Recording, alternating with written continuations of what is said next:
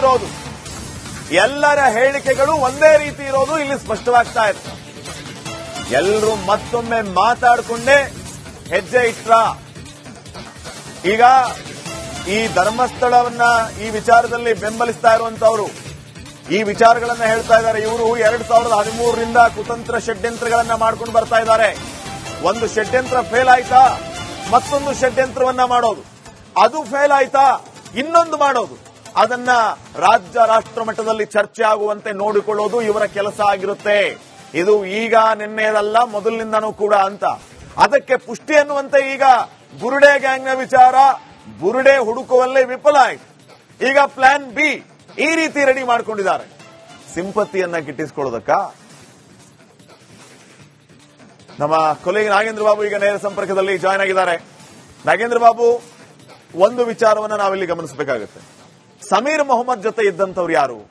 ಸಮೀರ್ ಮೊಹಮ್ಮದ್ ನನ್ನ ಬೆಂಬಲಿಸಿದಂಥವ್ರು, ಸಮೀರ್ ಮೊಹಮ್ಮದ್ ಬಗ್ಗೆ ತುಂಬಾ ಚೆನ್ನಾಗಿ ಗೊತ್ತಿರುವಂತವ್ರು. ಈಗ ಸಮೀರ್ ಮೊಹಮ್ಮದ್ ಸ್ನೇಹಿತರೇ ಆತನಿಂದ ದೂರ ಆದ್ರು ಅಂತ ಅಂದ್ರೆ ಇದನ್ನ ನಾವು ಹೇಳ್ತಾ ಇರೋದಲ್ಲ. ಸಮೀರ್ ಮೊಹಮ್ಮದ್ ತನ್ನ ವಿಡಿಯೋದಲ್ಲಿ ಹೇಳ್ತಾ ಇದ್ದಾನೆ, ಸ್ನೇಹಿತರು ದೂರ ಆದ್ರು, ಉಲ್ಟಾ ಹೊಡೆದ್ರು. ಇದ್ರ ಅರ್ಥ ಏನು? Sameer Mohammed is in wrong way. ಆತ ತಪ್ಪು ಮಾಡ್ತಾ ಇದ್ದಾನೆ ಅಂತ ಗೊತ್ತಾಗಿ ಆತನ ಸ್ನೇಹಿತರು ಆತನಿಂದ ದೂರ ಆದ್ರು ಅನ್ನೋ ಕನ್ಕ್ಲೂಷನ್ ನಾವು ಬರ್ಬೋದಲ್ವಾ?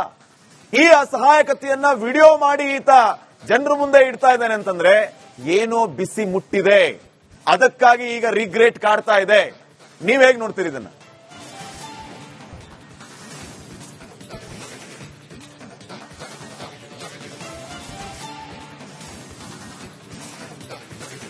ಶ್ರೀಪಾದ್, ನೋಡಿ, ಇಲ್ಲಿ ಸಮೀರ್ನ ಹೇಳಿಕೆಯನ್ನ ಸೂಕ್ಷ್ಮವಾಗಿ ಗಮನಿಸೋದಾದ್ರೆ ಒಂದಷ್ಟು ಡಾಕ್ಯುಮೆಂಟ್ ಗಳನ್ನ ತೋರಿಸಿ ಆತ ತಾನೊಬ್ಬಂಟಿ ಆಗಿದ್ದೀನಿ, ತನ್ನ ಸ್ನೇಹಿತರೆಲ್ಲರೂ ಕೂಡ ಉಲ್ಟಾ ಹೊಡೆದ್ರು ಅನ್ನುವ ಹೇಳಿಕೆಯನ್ನ ಕೊಡೋ ಮೂಲಕ ಸಮೀರ್ ತನ್ನದೇ ಆಯಾಮದಲ್ಲಿ ತನಗೆ ಎಲ್ಲೂ ಕೂಡ ಮನೆ ಸಿಗ್ತಾ ಇಲ್ಲ ಅನ್ನುವ ಹೇಳಿಕೆಯನ್ನ ಕೊಡ್ತಾ ಬರ್ತಾ ಇದ್ದಾನೆ.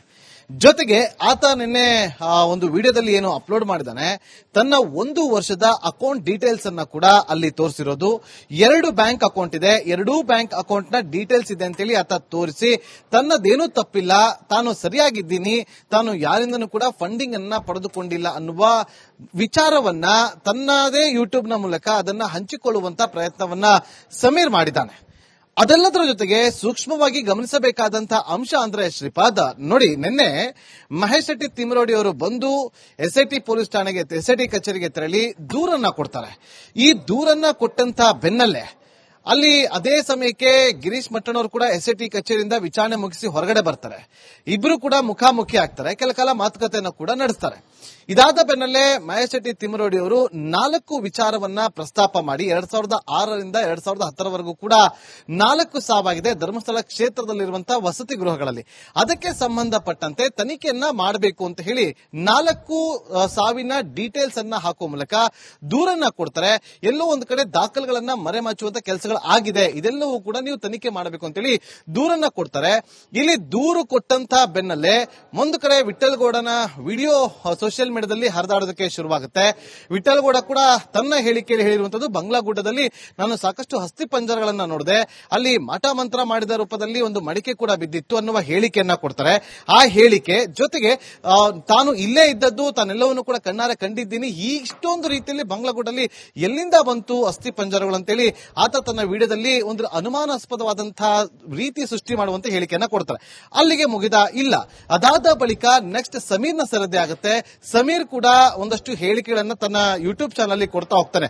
ನೋಡಿ, ನಿನ್ನೆ ಬೆಳಗ್ಗೆ ಜಯಂತ್ ಕೊಟ್ಟಂತ ಹೇಳಿಕೆ, ಆತ ಹೇಳ್ತಾನೆ ಪೊಲೀಸರು ನಮಗೆ ಡ್ರಿಲ್ ಮಾಡಿಲ್ಲ, ಗ್ರಿಲ್ ಮಾಡಿಲ್ಲ ಅಂತೇಳಿ.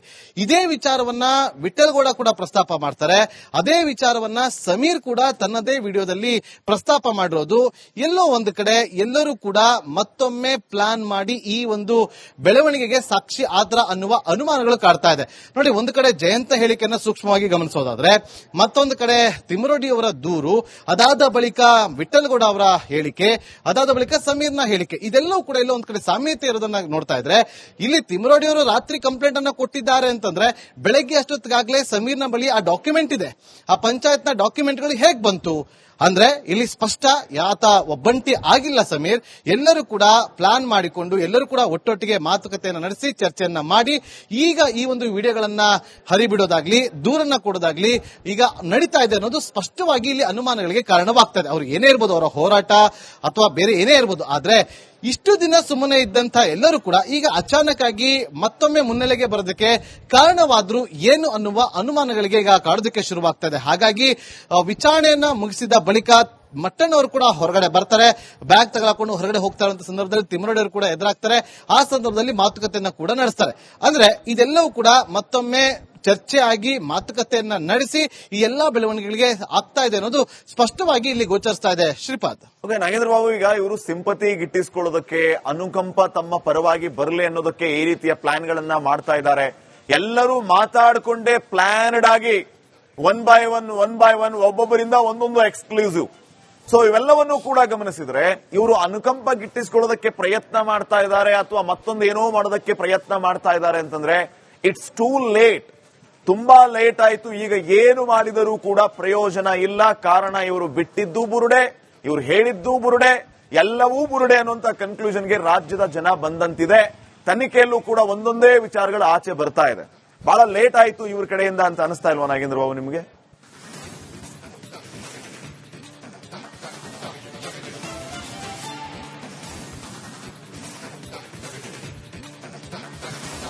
ಶ್ರೀಪಾದ್, ನೋಡಿ, ಇವರ ಕಡೆಯಿಂದ ಲೇಟ್ ಆಗಿದೆ ಅಂತ ಅನ್ನೋದಕ್ಕಿಂತ ಇವರೆಲ್ಲರೂ ಕೂಡ ಪ್ಲಾನ್ ಅನ್ನ ಮಾಡಿಕೊಂಡೇ ಇದೇ ಆಯಾಮದಲ್ಲಿ ತಮ್ಮ ಎಲ್ಲರ ಹೆಜ್ಜೆ ಇರಬೇಕು ಅನ್ನೋದ್ರ ಬಗ್ಗೆ ಅತಿ ಸೂಕ್ಷ್ಮವಾಗಿ ಆಲೋಚನೆಯನ್ನ ಮಾಡಿ ಇವರ ನಡೆ ಗಮನಿಸ್ತಾ ಇದ್ರೆ ಅದೆಲ್ಲವೂ ಕೂಡ ಕುತೂಹಲಕ್ಕೆ ಕಾರಣವಾಗ್ತದೆ. ಶ್ರೀಪಾದ್, ನೋಡಿ, ಎಸ್ಐಟಿ ಫಾರ್ಮ್ ಆಗಬೇಕಾಗಿತ್ತು.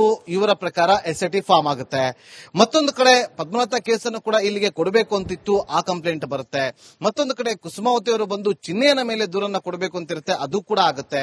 ಅದಾದ ಬಳಿಕ ಮತ್ತೊಂದು ಬೆದರಿಕೆ ಇತ್ತು, ಮತ್ತೊಂದಿತ್ತು, ಯೂಟ್ಯೂಬರ್ಗಳ ವಿಚಾರವಾಗಿ ಒಂದಷ್ಟು ಹೇಳಿಕೆಗಳು ದೂರು ಬರಬೇಕಿತ್ತು, ಅದು ಕೂಡ ಬರುತ್ತೆ. ಇದೆಲ್ಲದರ ನಡುವೆ ಎಸ್ಐಟಿ ತನ್ನ ಪಾಡಿಗೆ ತಾನು ತನಿಖೆಯನ್ನ ಮಾಡ್ತಾ ಬರ್ತಾ ಇರುತ್ತೆ. ಆದ್ರೆ ಎಲ್ಲೋ ಒಂದು ಕಡೆ ಇದು ತನಿಖೆ ಎಲ್ಲರೂ ಸ್ಲೋ ಆಗ್ತಿದೆ ಅಂತ ಅನ್ಸಿದಾಗ ಇವರು ಮತ್ತೊಂದು ವಿಚಾರವನ್ನ ಪ್ರಸ್ತಾಪ ಮಾಡಬೇಕು ಅನ್ನೋದು ಇವರ ಮುಂಚೆನೆ ಪ್ಲಾನ್ ಆಗಿತ್ತ ಅಥವಾ ಈ ಕ್ಷಣಕ್ಕೆ ಅವರು ಮಾಡ್ಕೊಂಡಿದಾರ ಗೊತ್ತಿಲ್ಲ. ನೋಡಿ, ತಿಮ್ಮರೋಡಿ ಅವರು, ಮಹೇಶ್ ಶೆಟ್ಟಿ ತಿಮ್ಮರೋಡಿ ಅವರು ನಿನ್ನೆವರೆಗೂ ಕಾದು ಕಂಪ್ಲೇಂಟ್ ಕೊಟ್ಟಿದ್ದು ಯಾಕೆ ಅನ್ನುವ ಅನುಮಾನಗಳು ಕಾಡ್ತಾ ಇದೆ. ಕಾರಣ ಇಷ್ಟೇ ಶ್ರೀಪಾದ್, ನೋಡಿ, ಗಿರೀಶ್ ಲೋಕನಾಥ್ ಮಟ್ಟಣ್ಣ ಅವರ ಒಂದು ವಿಡಿಯೋವನ್ನ ನಾವು ಗಮನಿಸಬೇಕು. ಕಳೆದ ವಾರ ವಿಚಾರಣೆಗೆ ಬರೋದಕ್ಕಿಂತ ಮುಂಚೆ ಪಂಚಾಯತ್ನಿಂದ ಅವರು ಆರ್ಟಿಐ ಮೂಲಕ ತೆಗೆದುಕೊಂಡಂತಹ ದಾಖಲೆಗಳೇನಿತ್ತು ಆ ದಾಖಲೆಗಳನ್ನ ಎಲ್ಲರ ಮುಂದೆ, ಮಾಧ್ಯಮಗಳ ಮುಂದೆ ಪ್ರದರ್ಶನ ಮಾಡಿದ್ರು. ಅವತ್ತೇ ಅದಕ್ಕೆ ಸಂಬಂಧಪಟ್ಟಂತೆ ಅನುಮಾನ ಬಂದಿದ್ದೇ ಆಗಿದ್ರೆ ದೂರನ್ನ ಕೊಡಬಹುದಿತ್ತು. ಆದ್ರೆ ಮಹೇಶ್ ಶೆಟ್ಟಿ ತಿಮ್ಮರೋಡಿ ಅವರು 2 ವಾರಗಳ ನಂತರ ಅದನ್ನ ದೂರನ್ನ ಯಾಕೆ ತಡವಾಗಿ ಕೊಟ್ಟರು ಅನ್ನೋದು ಅನುಮಾನಗಳಿಗೆ ಕಾರಣವಾಗ್ತಾ ಇದೆ. ಮತ್ತೊಂದು ಕಡೆ ಶ್ರೀಪಾದ್, ನಮಗಿರುವಂತಹ ಮಾಹಿತಿ ಪ್ರಕಾರ ಈಗ ಆಲ್ರೆಡಿ ಒಂದು ಹಾರ್ಡ್ ಡಿಸ್ಕ್ ಅನ್ನ ಜಯಂತ್ ಮಹೇಶ್ ಶೆಟ್ಟಿ ತಿಮ್ಮರೋಡಿ ಅವರ ಸಹೋದರನ ಮಗನ ಕೈಯಲ್ಲಿ ತರಿಸಿಕೊಂಡು ಆ ಹಾರ್ಡ್ ಡಿಸ್ಕ್ ಅನ್ನ ಕೊಟ್ಟಾಗಿದೆ. ಆ ಹಾರ್ಡ್ ಡಿಸ್ಕ್ ನಲ್ಲಿ ಚಿನ್ನಿಯನ ಚಲನವಲನಗಳು, ಚಿನ್ನಿಯನ ಬಳಿ ಮಾಡಿಕೊಂಡಂತಹ ವಿಡಿಯೋಗಳು, ಜೊತೆಗೆ ಧರ್ಮಸ್ಥಳಕ್ಕೆ ಸಂಬಂಧಪಟ್ಟಂತಹ ಒಂದಷ್ಟು ಡಾಕ್ಯುಮೆಂಟ್ಗಳು ಎಲ್ಲವನ್ನ ಕೂಡ ಕೊಡುವಂತ ಕೆಲಸವನ್ನ ಜಯಂತ್ ಮಾಡಿ ಆಗಿದೆ. ಗಿರೀಶ್ ಮಟ್ಟಣ್ಣವರು ಕೂಡ ಆ ದಾಖಲೆಗಳನ್ನ ಕೊಡುವಂತ ಕೆಲಸವನ್ನ ಕೂಡ ಎಸ್ಐಟಿಗೆ ಮಾಡಿದ್ರು.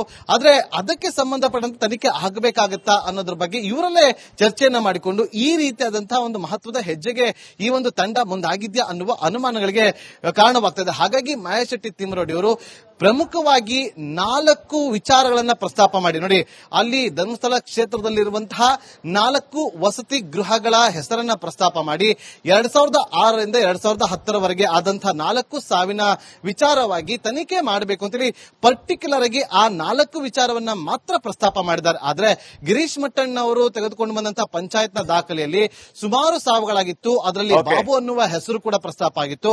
ಒಬ್ಬನೇ ಕೂತು ರಾತ್ರಿ ಸಮಯದಲ್ಲಿ ದಾಖಲೆನ ಬರೆದಿದ್ರು ಅನ್ನುವ ಆರೋಪವನ್ನ ಕೂಡ ಮಾಡಿದ್ರು. ಅದಕ್ಕೆ ಸಂಬಂಧಪಟ್ಟಂತೆ ಒಂದೇ ಹ್ಯಾಂಡ್ ರೈಟಿಂಗ್ ಅನ್ನುವ ಪ್ರೂವ್ ಅನ್ನ ಮಾಡುವಂತ ಕೆಲಸವನ್ನ ಇದೇ ಗಿರೀಶ್ ಮಟ್ಟಣ್ಣ ಅವರು ಮಾಡಿದ್ರು. ಆದ್ರೆ ತಡವಾಗಿ ಯಾಕೆ ಕೊಟ್ರು ಅನ್ನೋದು ಈ ಕ್ಷಣಕ್ಕೆ ಇರುವಂತಹ ಅನುಮಾನ. Shripad, thank you Nagendra ಮಾಹಿತಿಯಾಗಿ.